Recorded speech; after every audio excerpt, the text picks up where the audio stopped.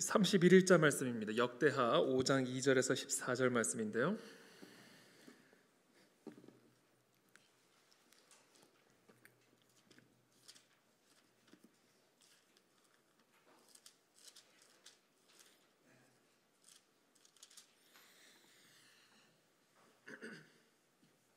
역대하 5장 2절에서 14절 말씀 한 절씩 교독하겠습니다. 저부터 읽겠습니다. 이에 솔로몬이 여호와의 언약궤를 다윗성 곧 시온에서부터 메어 올리고자 하여 이스라엘 장로들과 모든 지파의 우두머리 곧 이스라엘 자손의 족장들을 다 예루살렘으로 소집하니 일곱째 달 절기에 이스라엘 모든 사람이 다 왕에게로 모이고 이스라엘 장로들이 이름에 레위 사람들이 궤를 매니라. 궤와 회막과 장막 안에 모든 거룩한 기구를 메고 올라가되 레위인 제사장들이 그것들을 메고 올라가매 솔로몬 왕과 그 앞에 모인 모든 이스라엘 회중이 궤 앞에서 양과 소로 제사를 드렸으니 그 수가 많아 기록할 수도 없고 셀 수도 없었더라. 여호와의 언약궤를 그 처소로 메어 드렸으니 곧 본전 지성소 그룹들의 날개 아래라. 그룹들이 궤 처소 위에서 날개를 펴서 궤와 그 채를 덮었는데 그 채가 길어서 궤에서 나오므로 그 끝이 본전 앞에서 보이나 밖에서는 보이지 아니하며 그 궤가 오늘까지 그곳에 있으며 궤 안에는 두 돌판 외에 아무것도 없으니 이것은 이스라엘 자손이 애굽에서 나온 후 여호와께서 그들과 언약을 세우실 때에 모세가 호렙에서 그 안에 넣은 것이더라.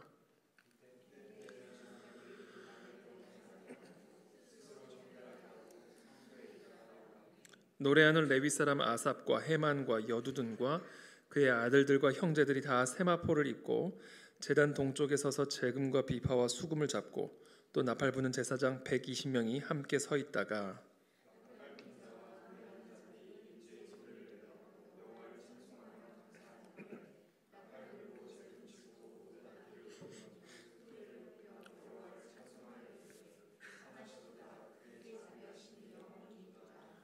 그때 여호와의 전에 구름이 가득한지라. 함께 읽습니다.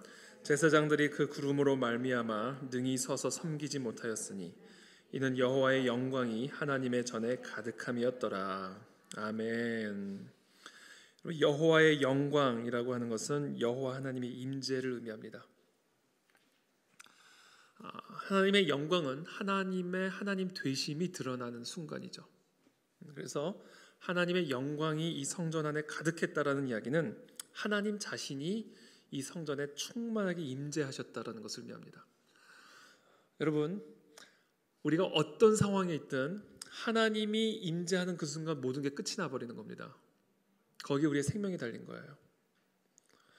우리가 어떤 상황과 환경에 있든 우리가 어떤 문제 가운데 있든 우리가 어떤 고통스러운 고민과 문제 앞에 있든 그곳에 그 자리에 하나님이 임하시면 그 순간 모든 게 다 끝나버리는 겁니다. 그러니까 저와 여러분들이 어떤 상황에서든 어떤 순간에서든 우리가 구해야 할 것은 무엇이다? 하나님의 임재가 그곳에 임하기를 기도하는 겁니다. 내 심령 안에 하나님이 임하시기를 기도하는 겁니다. 그러면 끝나는 거예요.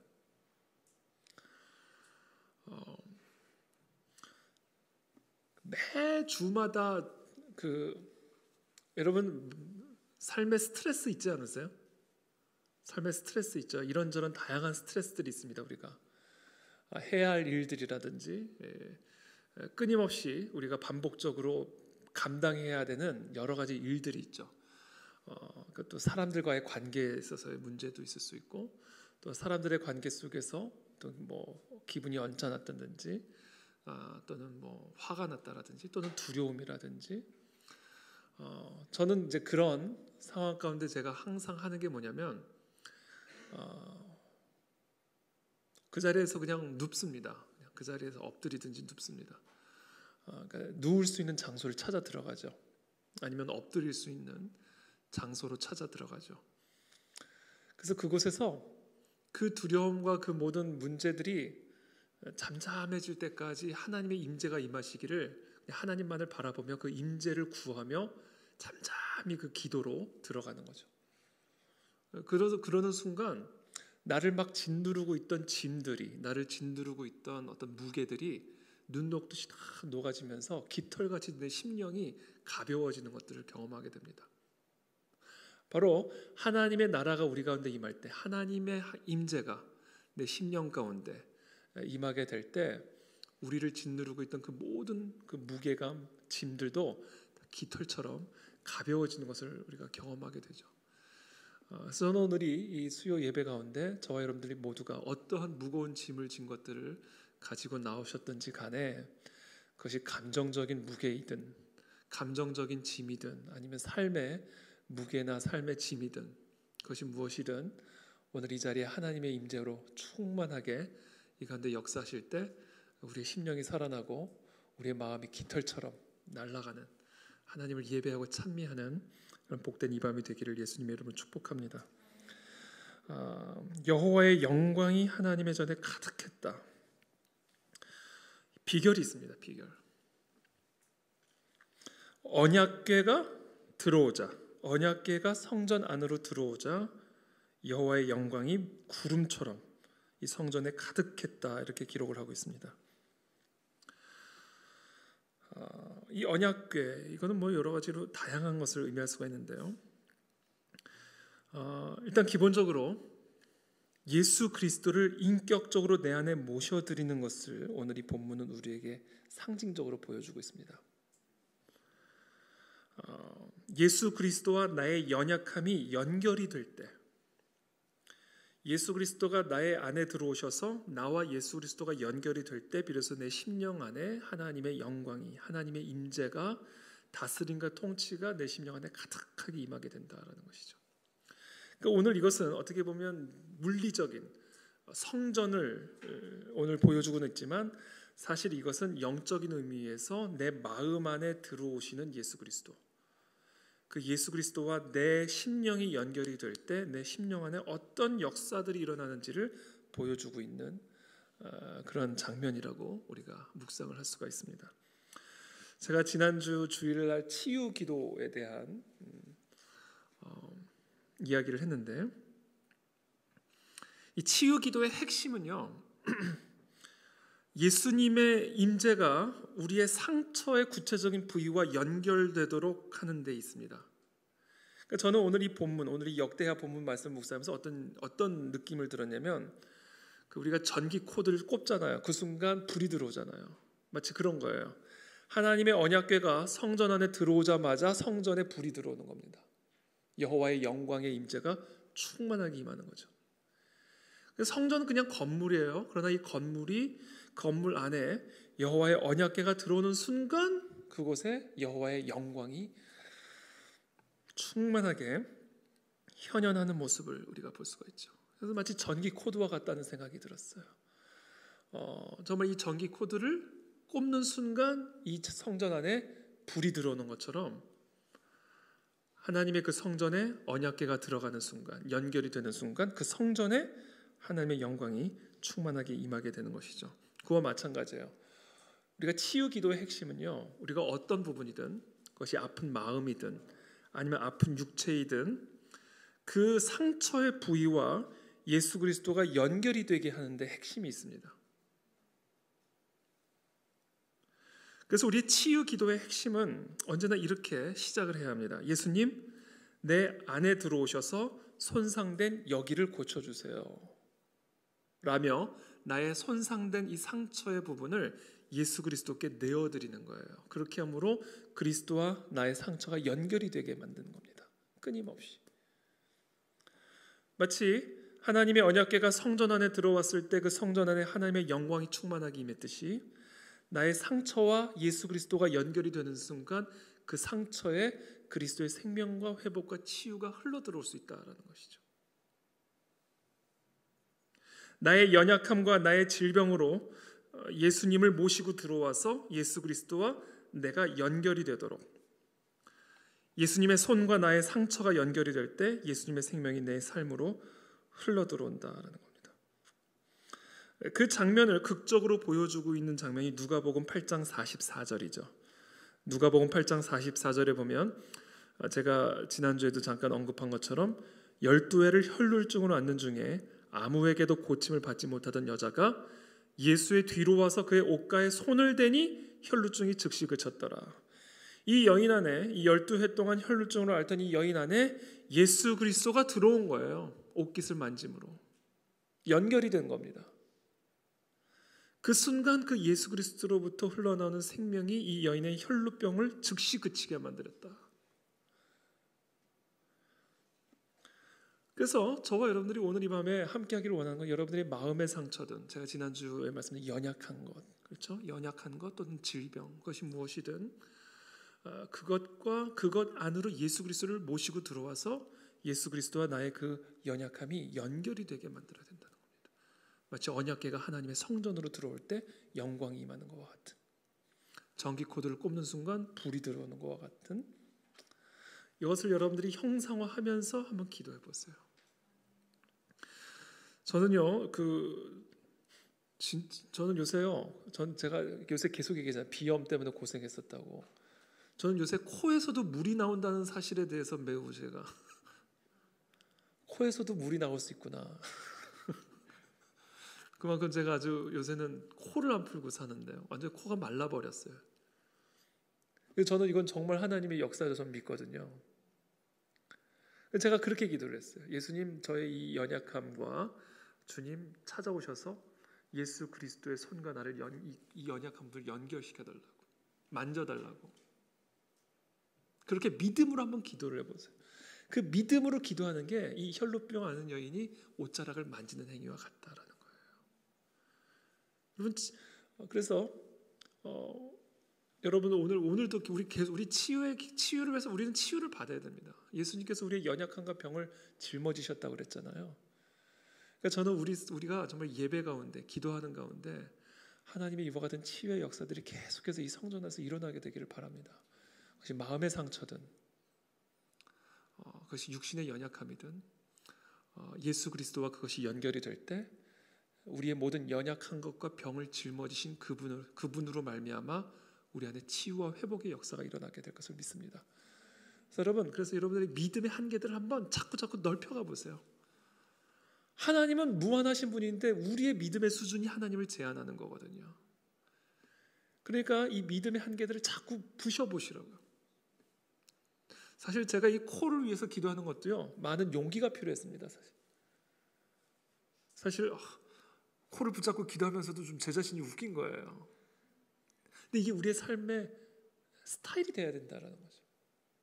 왜냐하면 우리가 믿고 섬기는 하나님은 한계가 없으신, 기적에 무한하신 여호와 하나님이시니까 우리가 스스로 그 하나님을 제한하지 말고 우리의 연약함과 병을 그대로 짊어지고 살지 말고, 그것을 그냥 익숙하게 살지 말고 그것을 불편하게 여기고 하나님께 치유를 구하자는 거죠. 그래서 오늘 이 장면, 여호와의 언약궤가 이 성전 안에 들어오는 순간 여호와의 영광이 구름처럼 임하는 이와 같은 역사가 우리 삶 가운데 일어나게 되기를 축복합니다.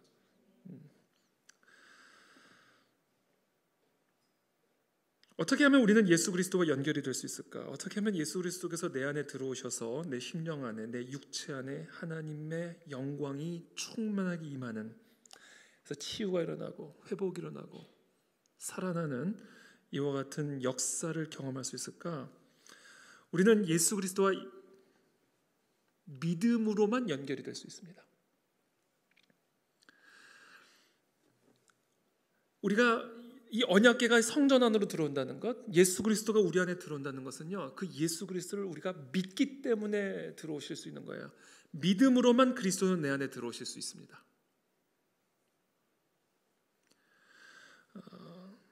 믿음은 들음에서 나며 들음은 그리스도의 말씀으로 말미암았느니라, 이렇게 말씀하시죠.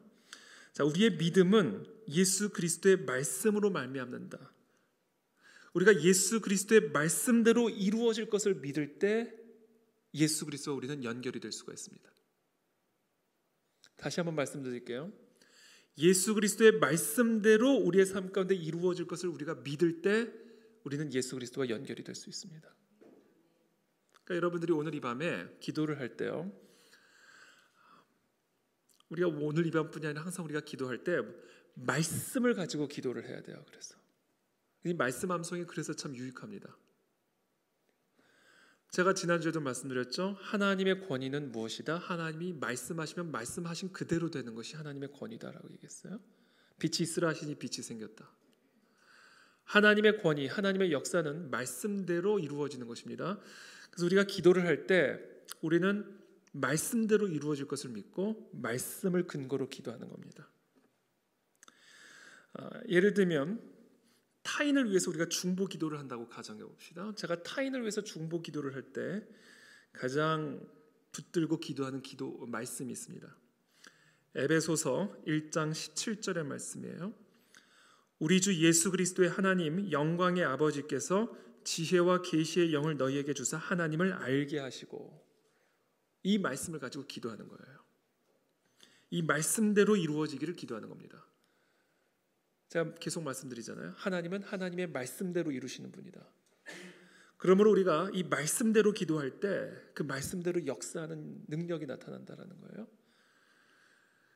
그래서 저는 우리 자녀들, 특별히 저희 자녀들을 위해서 기도할 때, 또는 누군가를 위한 중보의 기도를 드릴 때, 예수 그리스도의 하나님 영광의 아버지께서 지혜와 계시의 영을 부어주셔서 그들이 하나님을 제대로 볼 수 있는 눈이 열리게 도와주옵소서.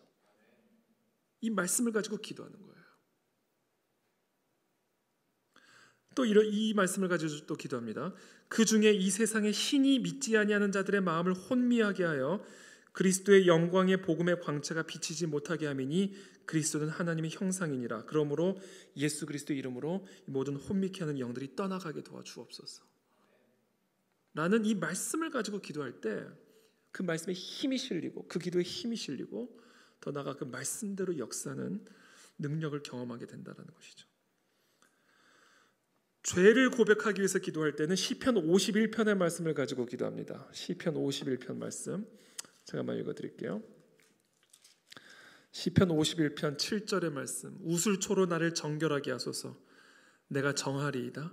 나의 죄를 씻어주소서. 내가 눈보다 희리이다. 내게 즐겁고 기쁜 소리를 들려주시사 주께서 꺾으신 뼈들도 즐거워하게 하소서. 주의 얼굴을 내 죄에서 돌이키시고 내 모든 죄악을 지워주소서.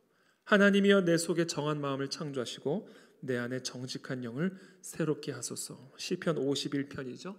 다윗이 밧세바와 동침한 이후에 선지자 나단이 다윗에게 찾아왔을 때 고백했던 기도의 시입니다. 그러니까 이 기도의 시를 가지고 기도하는 거예요. 그때 우리의 기도에 능력이 나타난다는 것이죠.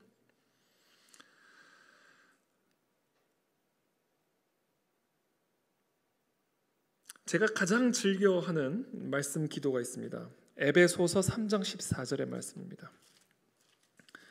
에베소서 3장 14절에 이 말씀이 있습니다. 제가 읽어드릴게요.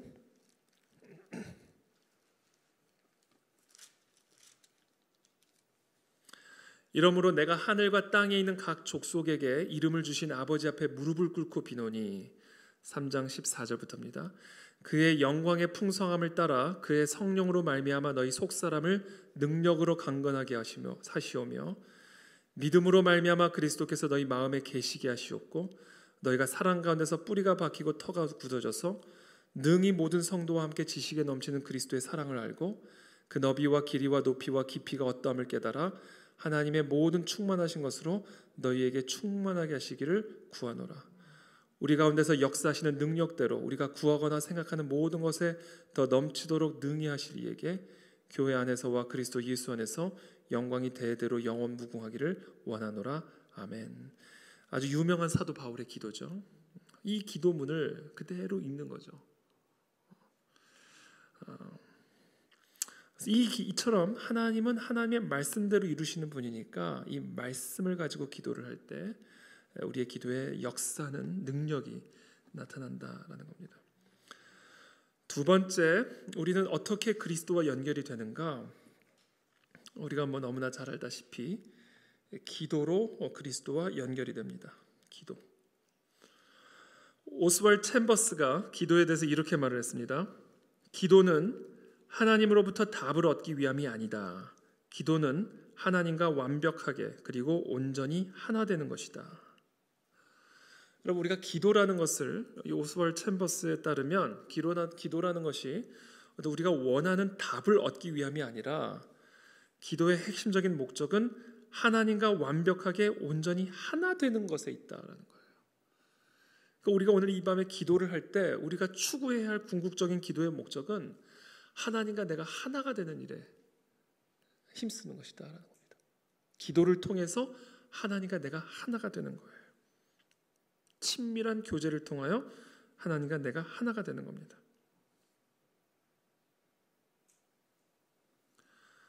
하나님과 우리가 친밀해지면 친밀해질수록 우리의 병도 나아지고 연약함도 이겨내게 되고 위로부터 내려오는 생명과 기쁨과 평강이 내 안에 흘러들어오기 시작합니다. 그래서 우리의 관건은 이거예요. 하나님과 내가 하나가 되는 일입니다. 주님과 내가 하나가 되는 일이에요.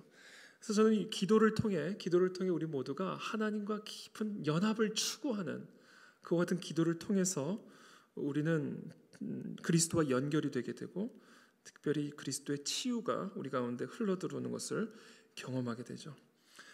그리스도와 하나가 되는 가장 중요한 방법 중에 하나가 있는데 제가 쓰는 방식인데 그건 뭐냐면 우리의 영적인 시선을 예수 그리스도에게 고정하는 겁니다. 오늘 우리 수요 여성 성경 공부 때도 제가 이야기 나누었지만 우리나라 양궁 국가대표 선수들이 훈련을 할 때 하여튼 되게 악조건에서 훈련을 시킨다고 해요. 그래서 공동묘지에서도 훈련을 하고 담력 훈련이죠.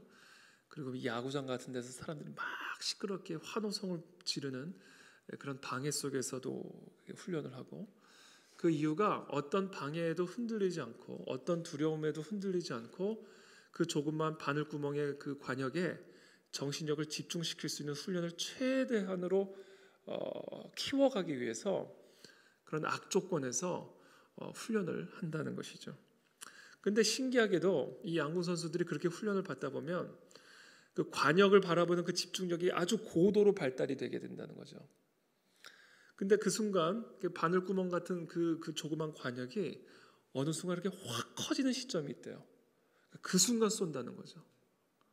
사실 관역의 바늘구멍이 커졌다 작아졌다 하겠습니까? 근데 고도로 그 집중력이 훈련이 되어지면 그 어느 순간 이 바늘구멍이 자기 시선에 순간 확 커지는 때가 온다는 거예요. 그때 쏜다는 거예요. 이게 시선 훈련이라는 거죠. 시선 훈련. 그래서 우리의 영적인 시선이 여호와 하나님에게 어떤 상황에도 흔들리지 않고 하나님에게만 집중이 되어지는 그와 같은 기도의 훈련을 통해서 우리는 어떤 두려움과 어떤 상황 속에서도 하나님이 가장 크게 보이는 그런 은혜를 누리게 된다는 거예요. 여러분 우리가 두려운 이유가 하나님이 작아 보이기 때문에 두려운 겁니다. 근데 어떤 문제도 여러분 하나님보다 더 큰 문제는 없잖아요. 그래서 우리가 하나님의 실체를 제대로 볼 수 있는 관점만 가질 수 있다면 우리는 그 어떤 것에도 낭망하지 않고 두려워하지 않을 수 있겠다라는 거죠. 이 기도의 훈련이 바로 그와 같은 거예요. 기도의 훈련이라는 것은 우리가 예수 그리스도에게만 집중할 수 있는 그 시선 훈련을 통해서 그 누구에게도 내 시선이 빼앗기지 아니하고 나의 시선이 오직 그리스도에게만 딱 집중이 되어져서 그분과 연합을 이루는 것이죠. 그래서 저는 물론 우리 그리스도와의 연합을 다양한 의미로 우리가 묵상할 수가 있겠지만 저 개인적으로는 나의 시선이 예수 그리스도에게만 완전히 박혀 있는 그것이 결국은 그리스도와의 연합이다라고 저는 생각합니다. 베드로가 예수님만 바라봤을 때 물 위를 걸을 수 있잖아요. 물리적으로 베드로와 예수님은 하나가 아니었지만 베드로의 시선이 예수님에게 고정이 되는 순간 그리스도처럼 함께 하나가 되어서 물 위를 걸을 수 있었다라는 거예요. 그러나 시선이 분리되는 순간 그리스도와 베드로는 분리되어서 그리스도는 여전히 물에 떠 계시지만 베드로는 물에 잠겨버리는 일들이 일어나죠.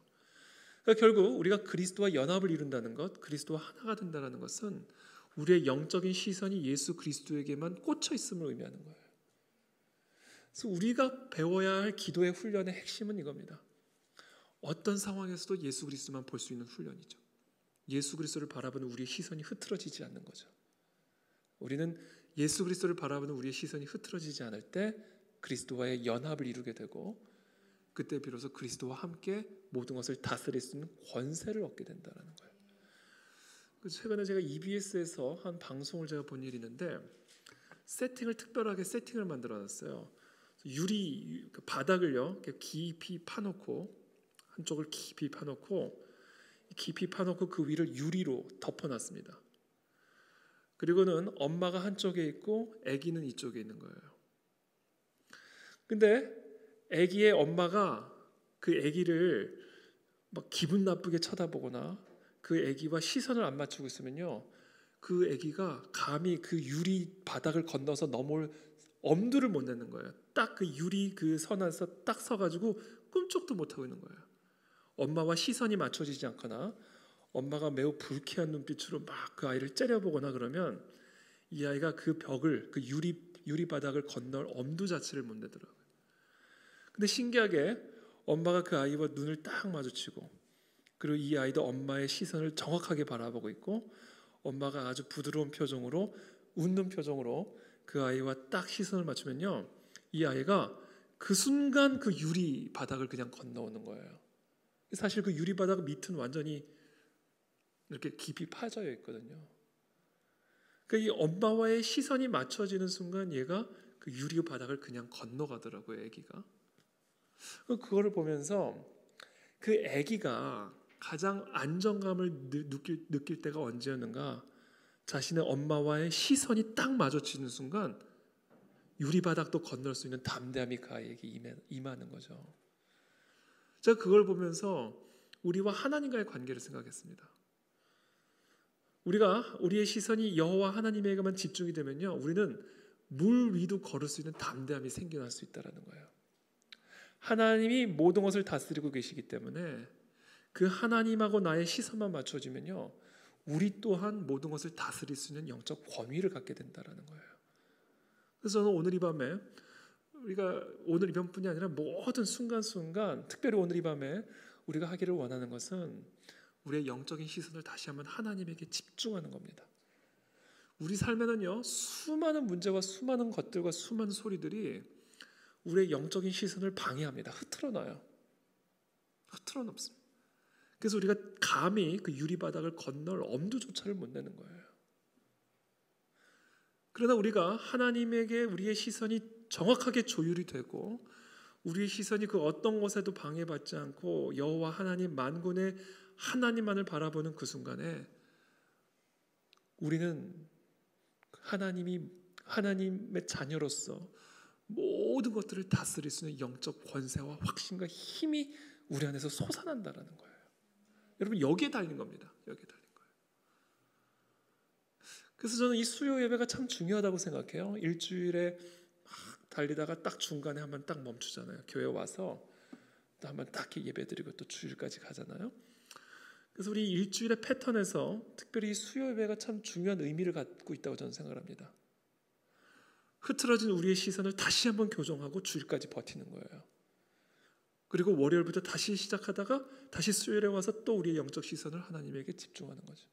그렇게 함으로써 우리 하루하루의 삶의 여러 도전들을 이겨내고 다스릴 수 있는 영적 권세들을 누리는 것이죠. 그래서 오늘 이 밤에 저와 여러분들의 이 영적인 시선이 다시 한번 여호와 하나님에게 집중되기를 축복합니다. 그것이 날카로워지면 날카로워질수록, 그 시선이 견고해지면 견고해질수록 우리는 모든 것을 다스릴 수 있는 영적 권위를 가질 수 있게 된다는 거예요.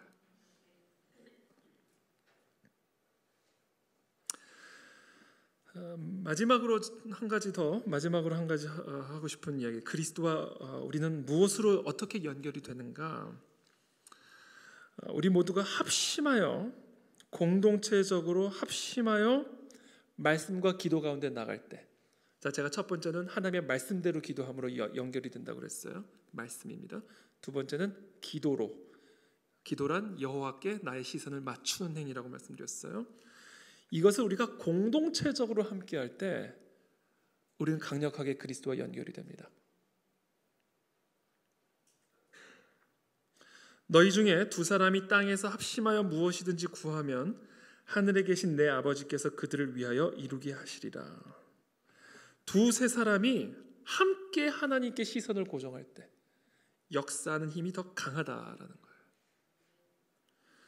너희 중에 병든 자가 있느냐? 그는 교회의 장로들을 청할 것이요, 그들은 주의 이름으로 기름을 바르며 그를 위하여 기도할지라. 그러므로 너희 죄를 서로 고백하며 병이 낫기를 위하여 서로 기도하라. 서로 기도하라. 서로 함께 기도하라는 거죠.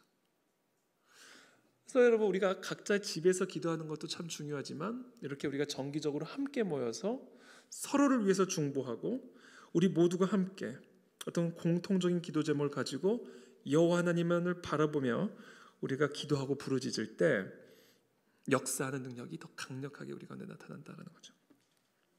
오늘 본문에도 보면 11절에 제사장들이 그 반열대로 하지 아니하고 스스로 정결하게 하고 성소에 있다가 나오매 노래하는 레위 사람 아삽과 헤만과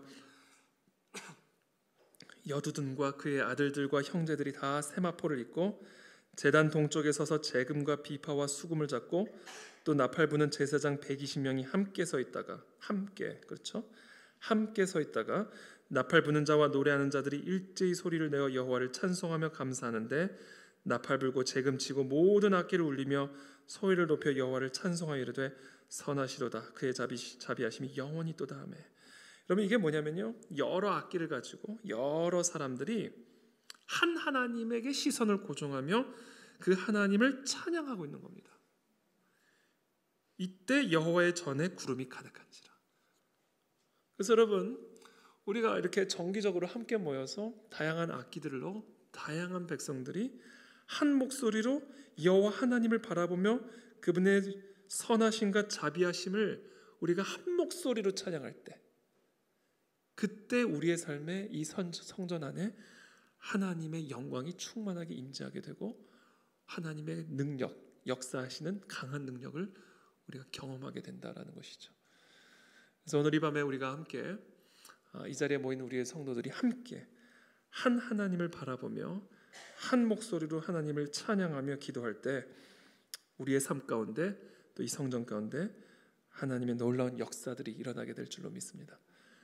예수 그리스도와 더 친밀하게 연결이 되는 그런 역사가 일어나게 되기를 예수 그리스도의 이름으로 축복합니다. 제가 오늘 함께 기도하며 나가기를 원하는데요, 아까 제가 말씀드린 것처럼 이 시간 우리가 잠잠히 여러분들의 이 영적인 시선을 방해하는 것들, 자꾸 흔드는 것들이 있을 겁니다. 여러분들의 분주함일 수도 있고요. 사실 분주함이 가장 핵심적인 적이죠. 우리의 시선을 하나님께 고정시키지 못하게 만드는 가장 큰 적입니다. 우리의 분주함으로부터 또는 여러 심란한 마음 또는 여러 삶의 문제, 그것들이 우리의 이 영적인 시선을 방해하고 회방하는데, 다시 한번 우리가 우리의 시선을 예수 그리스도께만 집중하게 되기를 바랍니다. 하나님의 영원하신 자비하심과 그 영원하신 능력과 그 하나님의 영광을 우리가 집중하며 바라보며 오늘 시간 내 삶에, 내 심령 안에 하나님의 영광이 임재가 충만하게 임하는 이 밤이 되게 도와주옵소서. 여러분, 오늘 이 시간 여러분들의 심령에 하나님의 임재가 충만하게 임할 때까지 하나님을 바라보십시오. 하나님을 바라보십시오. 하나님께 나아가십시오. 깊은 그분의 임재 속으로 들어가십시오. 지성소로 들어가십시오.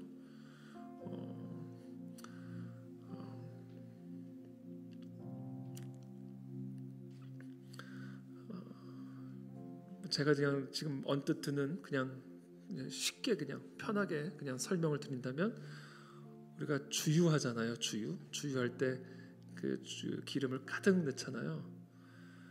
그래서 그 휘발유의 그 주유기가 우리 차 안에 들어가서 가스를 충만하게 넣는 것처럼, 오늘 이 시간 우리의 영적인 시선이 하나님만을 바라볼 때 우리의 심령 안에 그 하나님의 임재가 충만하게 채워질 때까지, 우리의 심령이 충만하게 그 임재 가운데 적셔질 때까지 여러분 포기하지 말고, 기도의 자리를 떠나지 말고 하나님께 집중하며 나가게 되기를 바랍니다. 성령 하나님, 오늘 이 시간 내 심령 가운데 충만하게 임하여 주옵소서. 나의 흐트러진 영적인 시선을 여호와 하나님께 집중합니다. 예수님께 집중합니다. 내 마음을 다 토해내며 주님께 나아갑니다. 주님과 내가 온전히 연합됨을 이룰 수 있도록 성령 하나님, 나를 오늘 이 시간 이끌어 주옵소서.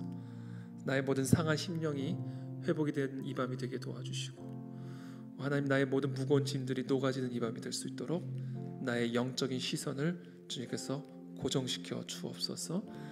주님 앞에 각자 개인적으로 나아가며 기도하며 나가겠습니다.